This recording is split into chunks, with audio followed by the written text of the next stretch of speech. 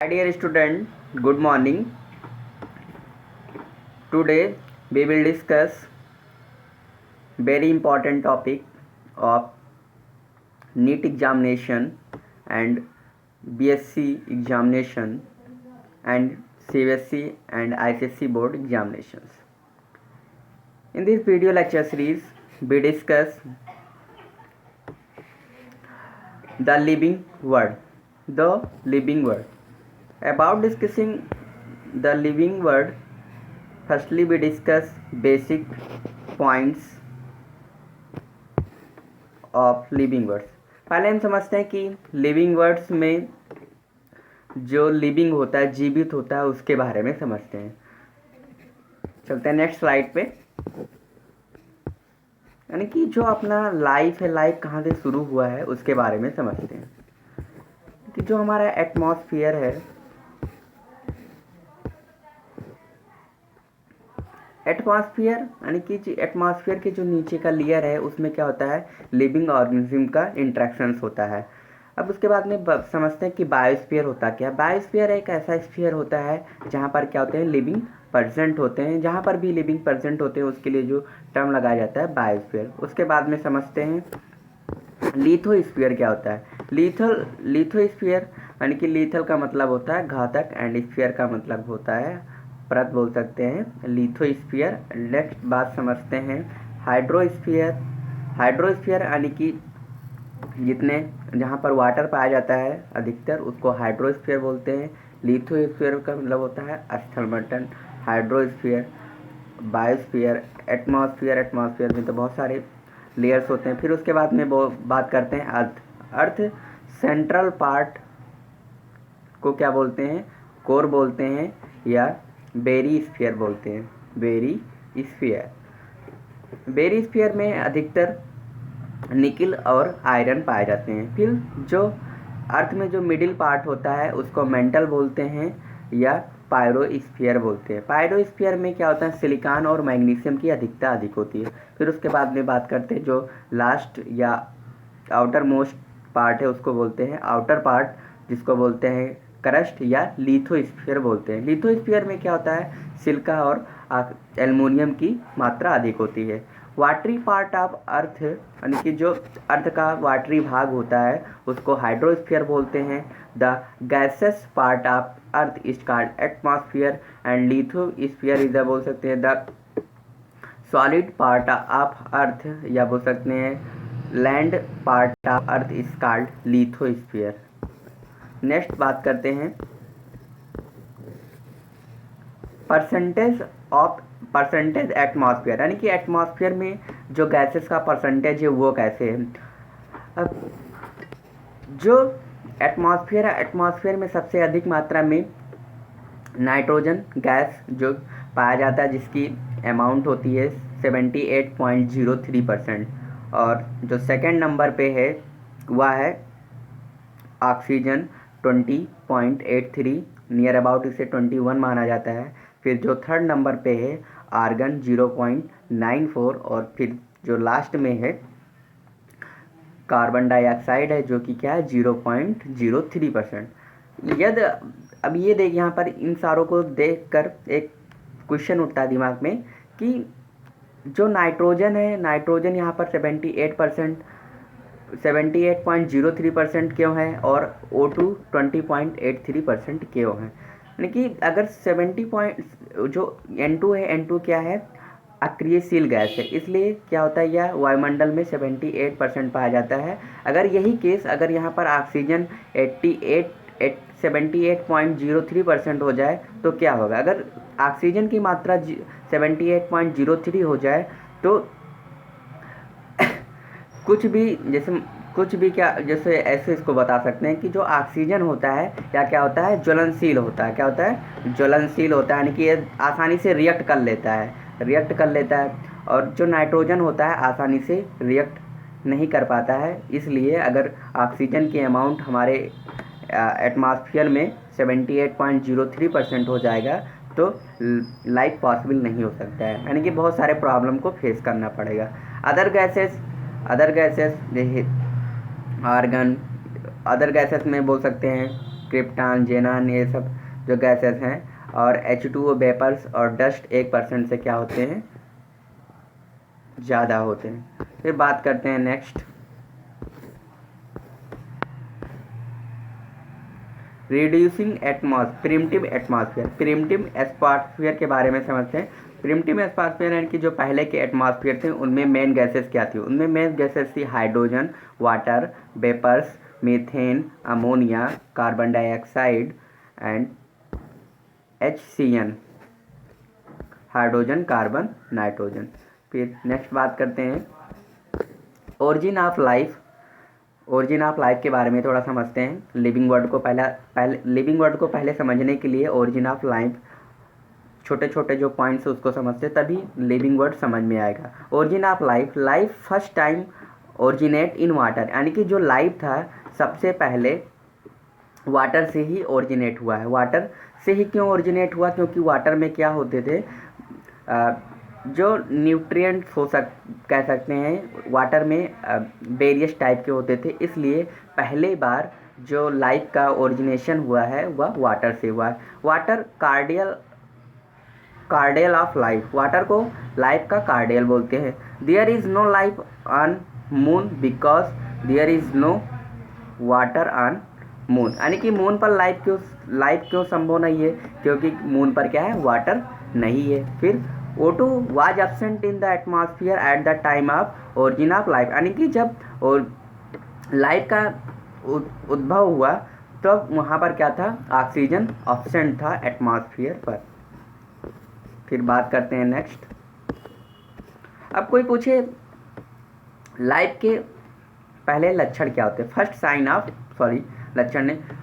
Sign of life का first sign क्या, तो बताओगे जेनेटिक मटेरियल, यानी कि RNA और DNA। अब जेनेटिक मटेरियल क्या होते हैं, इनमें क्या होता है, स्वयं द्विगुणन की क्षमता होती है, या बोल सकते हैं कि या क्या होते हैं, अपने जैसे आइडेंटिकल कॉपीज बना सकते हैं।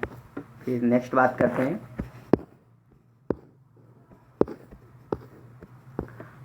Formation of एर्लियल molecule. एर्लियल मॉलिक्यूल की फार्मेशन कैसे हुआ इसके बारे में समझते हैं। तो एर्लियल मॉलिक्यूल में जो गैसेस थे CH4 थे, यानी कि methane, ammonia, water, hydrogen, carbon dioxide और कार्बाइड से। Water vapour and continuous rain, यानी कि water vapour, continuous rain, electric shock, volcano, UV rays and cosmic rays. Formation of simple organic molecule like organic acid, amino acid, glycine and lysine and simple sugar.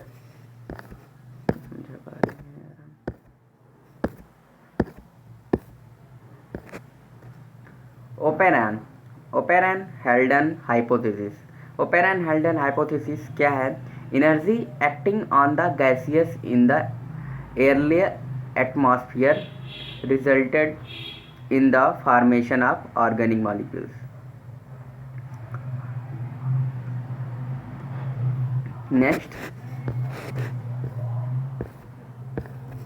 Miller का प्रयोग है, यानी कि इस hypothesis को, operon-Haldane hypothesis को जो prove किया था उन साइंटिस्ट का नाम है मिलर एंड यूरी। यूरी ने मिलकर उनके हाइपोथेसिस को प्रूव किया। फिर एक्चुअली जो मिलर ने अपने हाइपोथेसिस में इक्विपमेंट यूज़ किए थे, एक्चुअली में इसका जो सीन है ये है, को आप देख सकते हैं।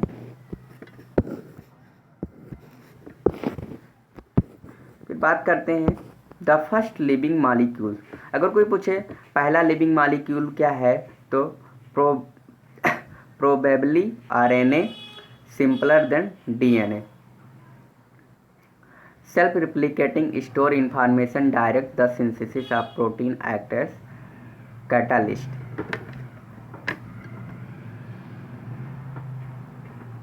जो probably RNA है, probably RNA या क्या होते हैं DNA से सिंपल होते हैं और इनमें क्या होता है, स्वयं द्विगुणन की क्षमता होती है। और ये क्या होते हैं, जेनेटिक इन्फॉर्मेशन को स्टोर करते हैं direct the synthesis of protein, protein के सीधे सिंथेसिस से एक्ट एज कैटालिस्ट, और या क्या करते हैं, कैटालिस्ट के बाहर काम करते हैं। तो अगर इसमें देखा जाए डीएनए और आरएनए में बात किया जाए कि कौन सा पहला जेनेटिक मटेरियल है, तो आरएनए क्या है, पहला जेनेटिक मटेरियल है।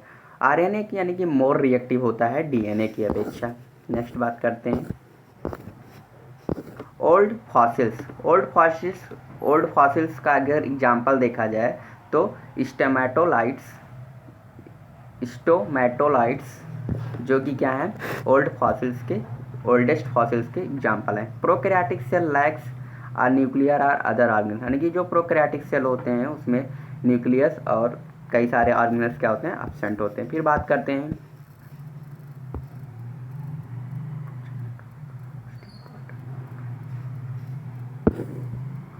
अब सबसे primitive progenote was the most primitive और एंसेंट्रल ऑर्गन, यानी कि जो प्रोजीनेट है वह बहुत ही प्रिमिटिव ऑर्गेनिज्म है। दिस वर कीमोट्रॉप्स, और या क्या थे, कीमो हेट्रोट्रॉप्स थे, यानी कि केमिकल को तो लेते थे लेकिन ये क्या होते हैं, हेट्रोट्रॉपिक मोड से लेते, दूसरे से लेते थे।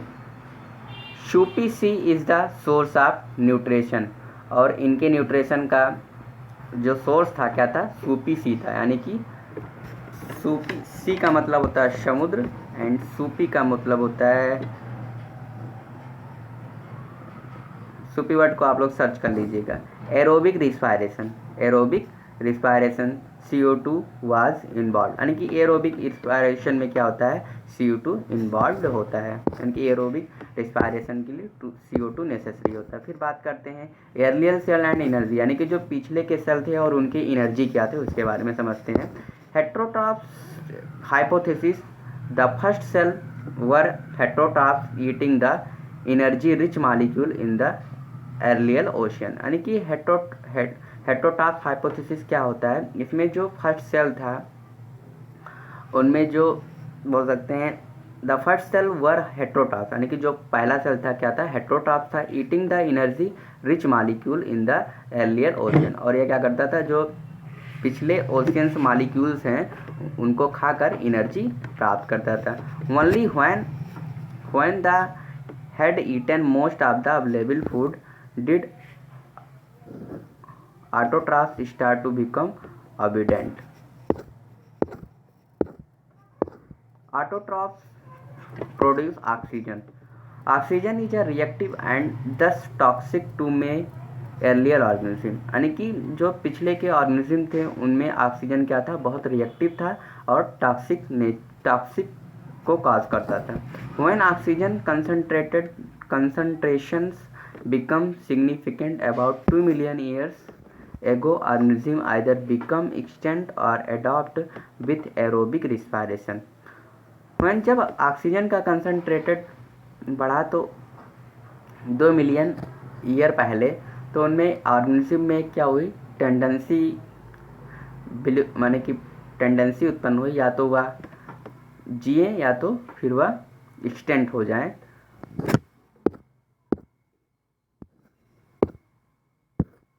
यूकैरियोटिक सेल के सीन्स हैं, cell with a nucleus and organelles, यानी कि यूकैरियोटिक सेल्स ऐसे सेल्स होते हैं जिनमें क्या होता है, न्यूक्लियस और ऑर्गेनल्स प्रेजेंट होते हैं। True nucleus and cell organelle. First multicellular organism originate 750 million years ago, यानी कि जो पहला मल्टी सेलुलर ऑर्गेनिज्म था वह 750 मिलियन पहले जन्म लिया, फिर उसके बाद में देखा गया बोल सकते हैं। जियोलॉजिकल टाइम स्केल को जब हम इवोल्यूशन को पढ़ेंगे तब डिस्कस करेंगे। इसके बाद समझते हैं लिविंग और नॉन लिविंग को। What is a living? A rabbit is living, a car is non living. कैसे हम लिविंग और नॉन लिविंग को डिफ्रेंशिएट करते हैं? रैबिट कहता है I move on my own and search for my own food, कि मैं अपने भोजन के लिए, मैं अपने भोजन को ढूंढने के लिए अपने आप को मूव करता हूँ। आई कैन नॉट मूव, मैं स्वयं से मूव नहीं हो सकता हूँ। I need petrol to move, मुझे मूव होने के लिए पेट्रोल की आवश्यकता होती है। फिर उसके बाद में समझते हैं, यहाँ पर रैबिट को देखकर मुझे एक स्टोरी याद आ रही है। एक रैबिट था और एक टाइगर, एक रैबिट था, एक टाइगर था। टाइगर अगर देखा जाए तो इस अर्थ पे सबसे तेज दौड़ने वाला प्राणी है। तो टाइगर को प्रत्येक दिन की तरह उसे अपने नाश्ते के लिए किसी ना किसी जानवर की तलाश थी। उसने खरगोश को देखा, एक झाड़ी में छिपा हुआ था, जो कि खरगोश को जब उसने देखा तो खरगोश की तरफ चीते ने अटैक करने की कोशिश की। जैसे ही खरगोश ने देखा चीते को, वह भागने लगा और चीता भी भागने लगा। चीता भी भागता रहा, खरगोश भी भागता रहा। फिर एकाएक खरगोश को एक छोटा सा बिल दिखाई दिया, बिल यानी बोल सकते हैं होल दिखाई दिया, जिसमें जाकर खरगोश बैठ गया। फिर जब चीता वहां पहुंच जाता है तो खरगोश से कहता है, भाई तुम बाहर निकल आओ, मैं तुम्हें नहीं खाऊंगा। भाई तुम बाहर निकल आओ, मैं तुम्हें नहीं खाऊंगा। फिर चीता खरगोश से पूछता है, भाई जैसे कि किताबों में लिखा गया है कि मैं इस संसार में सबसे तेज दौड़ने वाला प्राणी हूँ, तब भी मैं तुम्हें नहीं पकड़ पाया। तब खरगोश ने आंसर दिया कि तुम मुझे अपने भोजन के लिए पकड़ रहे थे और मैं अपनी जान बचाने के लिए भाग रहा था। तुम मुझे अपने भोजन के लिए भगा रहे थे, मैं अपनी जान बचाने के लिए भाग रहा था। इसलिए जान की जब बारी आती है, जान बचाने की जब बारी आती है, तो वहाँ पर चाहे जितना बड़ा ज्ञानवान हो, लेकिन जब अपनी बोल सकते हैं मन से किसी चीज़ को जब करते हैं ना, तो बड़े से बड़े व्यक्ति के टारगेट को भी हम छोटा बना देते हैं। नेक्स्ट बात करते हैं, what is the living and non living को हम कुछ फिगर से देखेंगे। जैसे दर mushroom, flower, zebra, tree, trojan fish और टेडी बॉल, इन दोनों को देखकर हम बता सकते हैं कि ये नॉन लिविंग है और ये लिविंग है। अभी इसके कैरेक्टरिस्टिक्स की बात नहीं करते हैं। Next, characteristics of living beings. Living beings के कैरेक्टरिस्टिक्स हैं, पहला cellular organisation, reproduction, metabolism, homeostasis, hereditary responsiveness to stimuli growth and development, adaptation through evolution.